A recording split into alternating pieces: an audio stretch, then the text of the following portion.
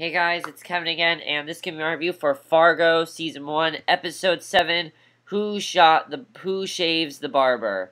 And this episode was another amazing episode. No, it was not as good as last week's episode, but still, it was an amazing episode. I love this episode. I really did love it. It was a fantastic episode. There was a lot of really great stuff in this episode. And I really like the way they shot some of the scenes in this episode, because, like, some of the action we didn't actually get to see.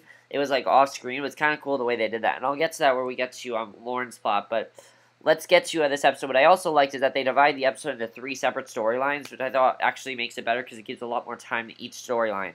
So, let's go to Molly and Gus first, since they were basically the main storyline. So, Gus is freaking out. He's freaking out about, basically how, he's freaking out because, he shot Molly. He shot Molly last week. We thought that he killed her, basically, because it looked like he killed her. It looked like she was dead. But it turns out it's only a spleen wound. He shot her in the spleen, and she's actually okay. So, everything's okay there. So, they have nothing to worry about.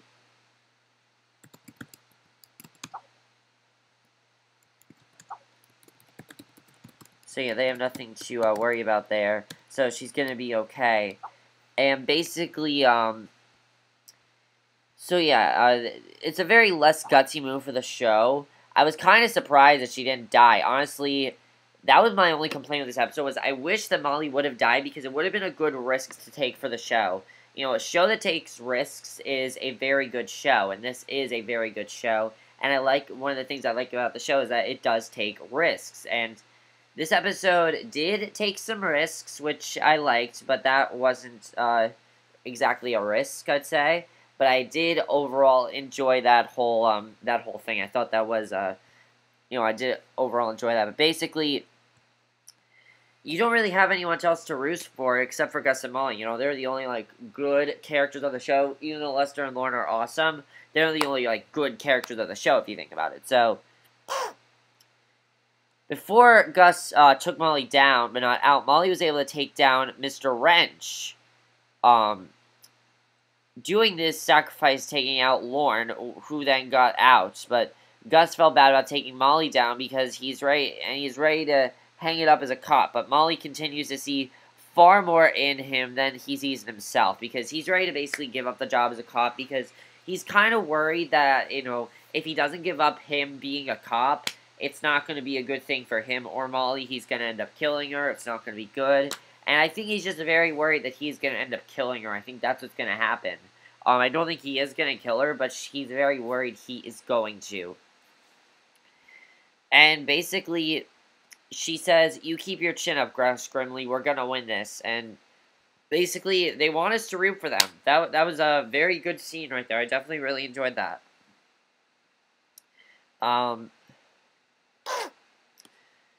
So what happens now is also they're starting to put together clues about Lester, because she's really getting to the bottom of this Lester case, and I think she's pretty much figuring out what's going on. But then we get a very bizarre scene. We see Molly goes to talk to Mr. Wrench, and he's visibly hurt. He finds out that his partner and translator has been killed. She's always trying to crack down the case against Lester and Lorne, even to a criminal who she shot and is in the hospital. And it's very bizarre to see a cop confide in a criminal and say, what's the point? But, Fargo's a very bizarre show, so it's not weird or anything. But overall, that was a weird scene. I wasn't really expecting that. I don't know what's going on here. Possibly a partnership between Molly and Mr. Wrench. I don't know. Maybe Wrench is actually going to become a good guy. We'll have to see. But, the saddest scene in the episode is when Molly comes back to, Bemidji. She knows she has enough ammunition to go back to Lester, because she wants to she's basically putting stuff together. She searched Lester's house and everything. She's pretty much figured out that Lester, was the one that committed all these murders and things like that. So she's pretty much figured that out. So because of her figuring that out, now that she has, she's kind of starting to put things together, as I said. Not only put things together, but also sort of, not just put things together, but she's also starting to, get the ammunition she can to get Lester arrested once and for all.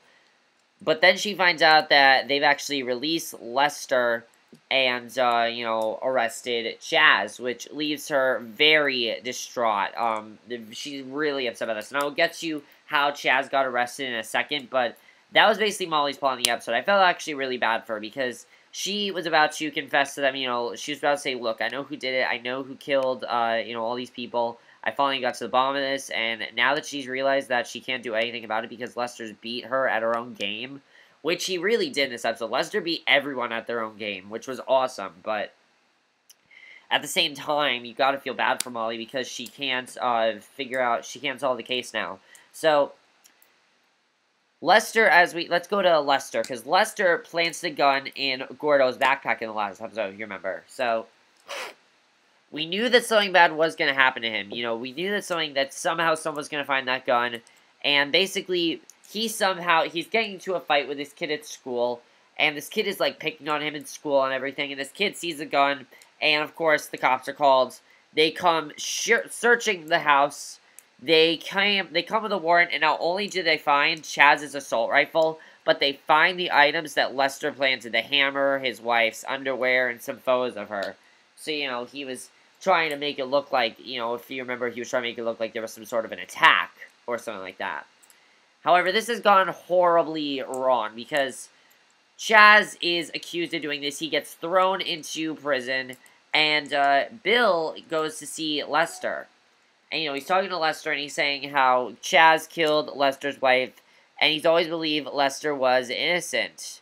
And Lester continues to prove he's more than the bumbling guy we meet in the premiere, because he tells a very convincing sob story pinning Chaz. He tells a fake story about Chaz because he's kind of realizing, if I tell the truth here, lots of bad shit could happen to me. So, Lester is free to go, pretty much. He's free to go from where he is, and Lester then goes back to work, takes over the case, and he decides to take over the case of Sam Hess's wife. By the way, Chaz is really upset at Lorne at this point. He's like, Lorne, he's really upset at Lester. He's like, Lester, what did you do? What did you do? And he said that to him, and he's really upset because, think about it. He's in prison. Of course he'd be upset. Basically, Lester goes back to work, and he takes over the case of Sam as his wife. He's supposed to tell her that her claim has been denied, but instead, he's supposed to tell her that, but instead he tells her he'll try to work his magic, and you can see that they actually have a lot of chemistry going on there, which was kind of surprising, honestly. I didn't expect that to happen, but they have a lot of chemistry in this episode, which is pretty big. I was not expecting that at all to happen in this episode, but they have a lot of chemistry, as I said. So, it's definitely going to be interesting to see what happens there, because at the end of this episode, they actually have sex. Which is just like, wow. Seriously, that was a big twist.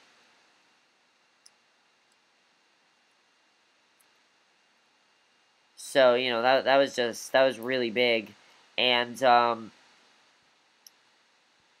Lester, basically, he's gotten very cocky about everything. He's gotten this new attitude, like he doesn't give a shit. He's in don't give a shit mode, He's worse than Lorne at this point. He's, self-centered. He doesn't give a shit what he does to people. He didn't even seem to care that he put his brother in jail. He just didn't care. And, we know he's jealous of his brother, but Lester had a heart in the first few episodes, and now he doesn't. So, I don't know what's actually going on with Lester, but whatever happens, this is not the Lester we met when we first met Lester. When we first met Lester, he was this, hilarious guy that everybody loved, and now he's not that guy at all. So, it's very interesting to go back and watch Lester do these sort of things, because it's really interesting. So, I was very surprised that him and Sam Hess's wife had sex, and I'm interested in seeing where that's going to go there, but we'll have to see where that goes. So yeah, that was what happened with Lorne, and Chaz, as I said, he's actually going to a state penitentiary, and that's not good for him, so it's going to be very interesting to see what happens there. When Chaz gets out, he's going to get his revenge on Lester, because he knows Lester has something to do with it, because he has no idea what's going on at this point, and all he knows is that he's not responsible for what's going on. That's all he knows, that he's not responsible, and he's going to get his revenge on Lester. I know it, because think about it. Lester put him in jail for a reason. Lester put him in jail for a reason. He's going to get his revenge on Lester. I can see him getting his revenge on Lester. And it's going to be very interesting to see what happens when he does get his revenge on him. So, that was Lester's plot. let's go to Lorne. What I really like about Lorne in this episode is that we saw a lot of stuff that Lorne did, but we didn't actually see it, and which I really like. So, Lorne, this episode, he tracks down his boss, and he wants to know about the guys in Fargo and how to get them and how to get to them. And he tells his boss that, however he responds, however he responds, it will indicate whether he'll merely hurt or kill him on the spot. And we don't actually see what the answer is, because we don't even see what happens to the boss. All we hear is a woman's scream, which honestly is brilliant, because that's what I wanted this show to do. I don't want this show to just tell us shit we already know, like the 4th and the 5th episode did. The 4th and 5th episode, they didn't tell us anything new. This episode, now we're getting to something new, because he just basically did something that was not good at all. So, you know, it's going to be really interesting to see what happens there as far as that whole thing goes. But what's even more interesting about that is that we didn't actually get to see what he did to his boss. Whatever happened is that there was a woman screaming. So obviously he did something brutal to him, but we don't know what it was. So we'll have to see what happens in the next episode. But whatever happened, it's going to be very interesting, as I said, to see what happens. So that was definitely a great reveal. It was a great way to do that scene, in my opinion. I definitely really did enjoy that. So yeah, that I really liked. And then the last thing we see in this episode, and this is where the shit hits the fan. It gets really awesome here. And this is just a really great last scene with Lorne. Lorne decides to go to Fargo. He literally goes on a killing spree. He's killing them all in their headquarters, right in front of 2 FBI agents, monitoring them, played by, and these FBI agents are played by Key and Peele. If you don't know Key and Peele, they have a very popular show on Comedy Central, which I think is absolutely hilarious. I think it's one of Comedy Central's best shows. And you know what? I really enjoyed their scene because they're 2 of the dumbest cops you could think of, you know. They're clearly, they are doing their job, but they're not even paying attention to what's going on. They're sitting in a car, before Lorne attacks, they're sitting the whole time, in a car the whole time, like, joking around about shit. So, obviously, they don't care what's going on, and I thought that was kind of funny. I liked how this show does do humor. I really do enjoy that about this show. It's one of the best parts of this show, in my opinion. It's just the way they execute humor. I definitely enjoy that. And this episode did that really well, you know, I think they definitely did that really well, so. Yeah, so the last thing we see is basically Lorne then escapes when the agents are talking to the police.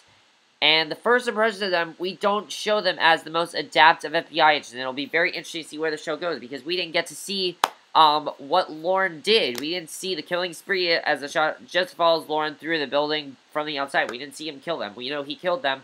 But the thing is, we didn't need to see it because we know he did it. So I thought that was actually very well done the way they did that, because so far Fargo has been a very graphic show, and this episode, it didn't really do that for us. And I really enjoyed that about this episode, because there was a lot of mystery going on now.